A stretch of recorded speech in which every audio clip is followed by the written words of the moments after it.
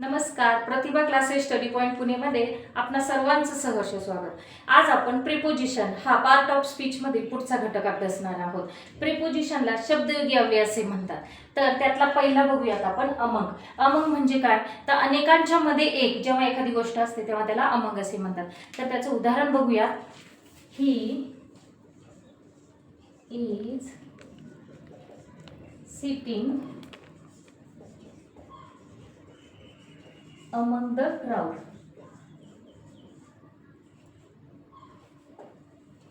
She is sitting among the crowd. ती कुठे बसलेली आहे? अनेकांच्या मध्ये बसलेली आहे. त्यानंतर बिटवीन. बिटवीनचा अर्थ काय होतो? तर दोघांच्या मध्ये एखादी व्यक्ती असेल किंवा दोघांच्या मध्ये किंवा दोन व्यक्तीच नाही तर दोन वस्तू किंवा काही दोन ठिकाणे असू दे त्यांच्यामध्ये जर एक आहे तर त्याला काय म्हणतात? बिटवीन असे म्हणतात. याचं एक्झाम्पल येईल She is sat between her mother and father.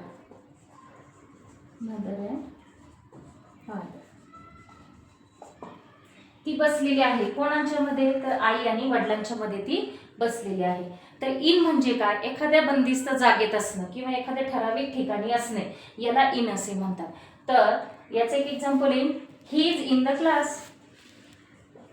He is in the class.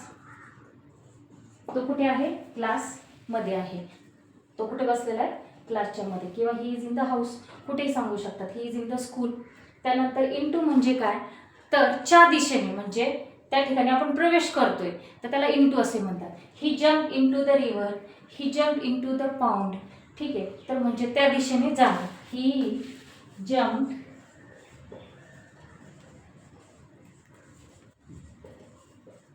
Into the river. त्यानंतर ॲट म्हणजे एखाद्या ठिकाणाचा उल्लेख करण्यासाठी किंवा वेळेचा उल्लेख करण्यासाठी आपण ॲटचा वापर करतात. तर याचं एक्झाम्पल होईल. I get up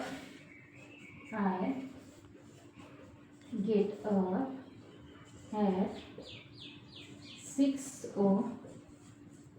o'clock. किती वाजता उठतो? 6 वाजता. म्हणजे टायमिंग दाखवण्यासाठी ॲटचा वापर करतात. आता अबाउट म्हणजे काय? नजीकची घटना किंवा आसपासचा टाइम दाखवण्यासाठी आपण अबाउटचा वापर करतो. त्याचा एक्झाम्पल होईल. The movie start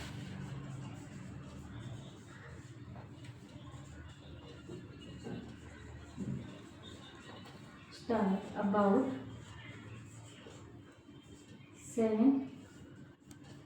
o'clock. Movie किती वाजता स्टार्ट होत आहे? तर मूवी स्टार्ट होत आहे 7 o'clockला.